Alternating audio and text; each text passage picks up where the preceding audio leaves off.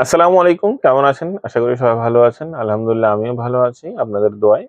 আপনারা জানেন সমসাময়িক বিষয় নিয়ে আমি মাঝেমধ্যে কিছু কথাবার্তা বলার জন্য আপনাদের সামনে আসি। হয়তোবা আমার কিছু কথা হয়তো কিছুটা ভিন্নভাবে হয়।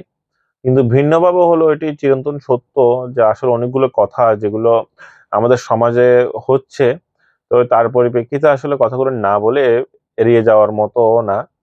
তো আমরা দেখেছি এবং গতকালকেও দেখলাম যে কিছু সন্দেহ কিছু জনসাধারণ, এটি আমি ছাত্র বলবো না, কিছু জনসাধারণই বলা যায়। কেননা এই ছাত্রদের এখন নাম ব্যবহার করে ছাত্র সমাজকে এখন বিভিন্ন উপায়ে আ ছাত্রদের কি বলে যে একটা ক্রেডিট ছিল, ওটিকে ক্ষুণ্ণ করার লক্ষ্যে কিছু আ কুচক্রী মহল উঠে পড়ে লেগেছে। তো তার পরিপ্রেক্ষিতে আমরা দেখা যায় বিভিন্ন জায়গায় দেখি আ বিভিন্ন বাড়ি তল্লাশির নামে এবং বিভিন্ন রকম আ আ আ মনিটরিং এর মাধ্যমে বিভিন্ন রকম সমাজের অপ্রাসঙ্গিক বিষয়গুলোতে বিভিন্ন লোকরা ইন্টারফেয়ার করছে। তো আমি বলতে চাচ্ছিলাম যে এটি ছিল যে এরকম একটা সময় এবং এরকম একটি দিনক্ষণ ছিল যে ৫ই আগস্টের পরে যখন আমাদের দেশে আইনশৃঙ্খলা বাহিনীর আ আ কর্মকর্তারা যখন নিজ কর্মস্থলে ছিল না, যখন আমাদের আইনশৃঙ্খলা বা ভেঙে পড়েছিল, যেহেতু ফ্যাসিস্ট সরকার যাওয়ার পরে যেকোনো দেশে যখন উদ্ভুত্থান, যেকোনো বিপ্লব সংঘটিত হওয়ার পরে যেকোনো পরিস্থিতিতে আপনারা জানেন আইনশৃঙ্খলা কিভাবে অবনীত হয়। তো তার পরিপ্রেক্ষিতে ছাত্র সমাজ সম্মিলিতভাবে ট্রাফিক সহ এবং মসজিদ, মন্দির এবং বিভিন্ন রকম আমরা দেখেছি মুসলমানদের ধর্মীয় উপাসনা বলতে মাজার এবং অন্যান্য বিষয়গুলো তারা যেভাবে গুরুত্ব সহকারে দিয়ে তারা রক্ষা করার চেষ্টা করেছে এবং করেছেও। আপনারা জানেন যদি ছাত্র সমাজ এবং আলেম সমাজ আরো বিভিন্ন রকম সাধারণ মানুষরা যদি সম্মিলিতভাবে যদি এগিয়ে না আসতো, তাহলে আমাদের দেশে আরো বর্বরত দেখা যেত। কেননা যেই ফ্যাসিস্ট সরকার আপনারা জানেন বিগত ১৭ বছর ১৫ বছর শাসন করে গেছে, তো অবশ্যই বিভিন্নভাবে তাদের ফলোয়ারও অনেক বেশি। তাদের যেমনকি আমরা দেখেছি এই যে নির্বাচন হতে নিয়ে এবং নির্বাচন বলতে ডামি নির্বাচন। যেটি আমাদের সাধারণ আমরা যারা ভোটার ছিলাম তারা আমাদের এই নির্বাচনের বাহিরেই ছিলাম। কেননা আমাদের নির্বাচন করার যাওয়ার মতো সেই সুযোগটা হয়নি। কেননা আমরা যাওয়ার আগে আমাদের ভোটটা চুরি হয়ে গেছে, মধ্যরাতে ভোট হয়ে গেছে, এরকম অনেকগুলো বিষয়। তো এইসব বিষয়গুলোতে যারা সহযোগিতা করেছে তারা মোটা অঙ্কের অ্যামাউন্ট পেয়ে তো সহযোগিতা করেছে, তাই তো? তো এখন এদের মধ্যে বিভিন্ন রকম কিছু অসাধু টিচাররাও জড়িত ছিল। ম্যাজিস্ট্রেট নিয়ে সরকারি আমলা বিভিন্ন রকম আ আ সেক্টরে যারা কর্মরত ছিল সরকারি, তারা এইসব আ বিষয়গুলোর সাথে পক্ষানীতিভাবে তারা জড়িত।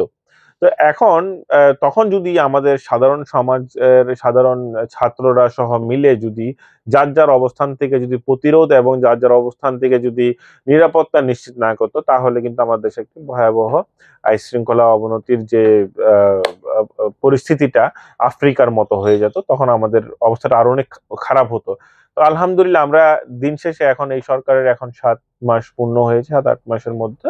তো আমরা দেখেছি যে এই আমাদের রিজার্ভ এবং আমাদের বিভিন্ন রকম আপনারা দেখেছেন যে এই আ নিত্যপণ্য আমাদের দ্রব্যমূল্য আলহামদুলিল্লাহ গত বছরের তুলনায় অনেক ভালো আছে। আমরা যে জায়গায় ৳১২০০ কাঁচামরিচ দেখেছি রমজানে, সে জায়গায় আমরা কাঁচামরিচ এখন কত টাকা দেখছি? তো পেঁয়াজ আবার আনুষঙ্গিক অনেকগুলো বিষয় আছে যেগুলো আমরা দেখছি দৃশ্যমান।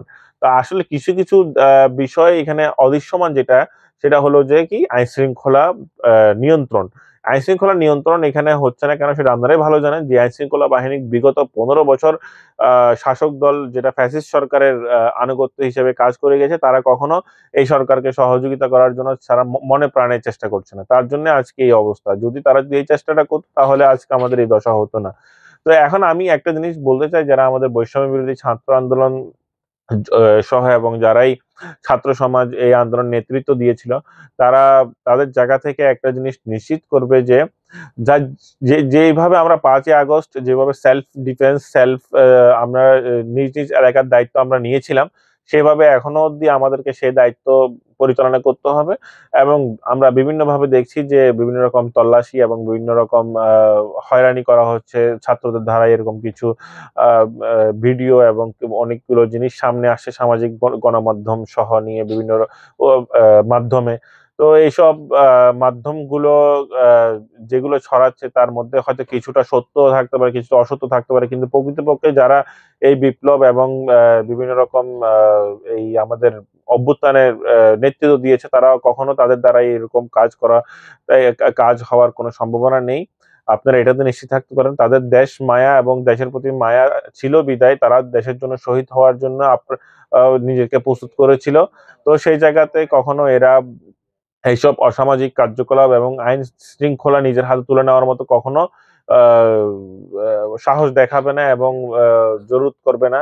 তো এর মধ্যে যারাই এসব বিভিন্ন রকম আহ, অপ্রাসঙ্গিক এবং অসামাজিক কার্যকলাপ সহ বিভিন্ন রকম পরিস্থিতিতে তৈরি করছেন, তো তাদের প্রতি বিনীত অনুরোধ যে আপনারা এসব থেকে বেরিয়ে আসেন।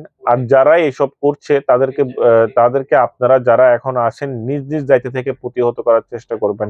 আমাদের কথা হলো শুধু খালি একমাত্র আওয়ামী লীগ ফ্যাসিস্ট ছিল বলে আওয়ামী লীগের সবাই দোষর, ঠিক আছে, কিন্তু এর মধ্যে আরো অনেকগুলো দোষর রয়ে গেছে যেগুলো ডান বামের মধ্যে। আমরা দেখেছি যে স্বরাষ্ট্রমন্ত্রী কিছু কথায় যে নারী প্রকাশ্যে রমজান মাসেও সিগারেট খাচ্ছে এবং স্বরাষ্ট্র উপদেষ্টার পদত্যাগ দাবি জানাচ্ছে। আসলে নারী স্বাধীনতা বলতে শুধু খালি সিগারেট খাওয়া এটাকে নারী স্বাধীনতা বলে না। তো আসলে তাদের মাথায় সমস্যা আসে, যার জন্য আমার গত ভিডিও একটা ভিডিও ছিল যে আমি বললাম যে বাম দল এরকম যাদেরকে দেখবেন তাদেরকে জোতা পেটা করবেন, ঝাঁটা পেটা করবেন।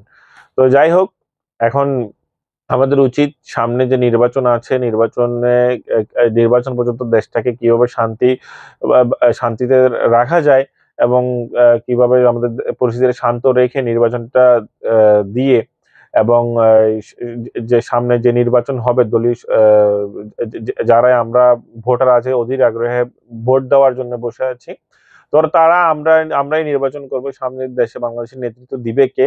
তো তার জন্য একটা অবাধ সুষ্ঠু নিরপেক্ষ নির্বাচন আমাদের জন্য দরকার।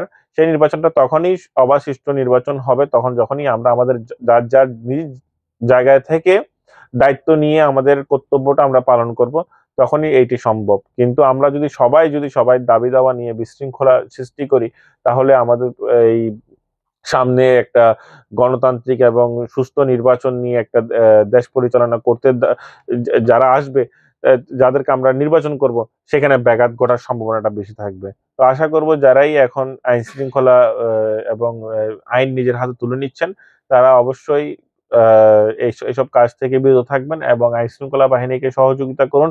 যার যার এলাকা ভিত্তিক কমিউনিটি পুলিশ কমিউনিটি করে সমন্বয় করে কিভাবে এলাকায় বিভিন্ন চাঁদাবাজি এবং বিভিন্ন রকম আমরা দেখছি যে ডাকাতি হচ্ছে, তো এইসব রুখে দেওয়ার মতো ক্ষমতা আমাদের জনগণের আছে।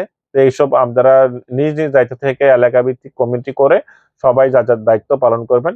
ভালো থাকবেন, সুস্থ থাকবেন। ইনশাল্লাহ দেখছি আগে কোনো ভিডিওতে। আসসালামু আলাইকুম।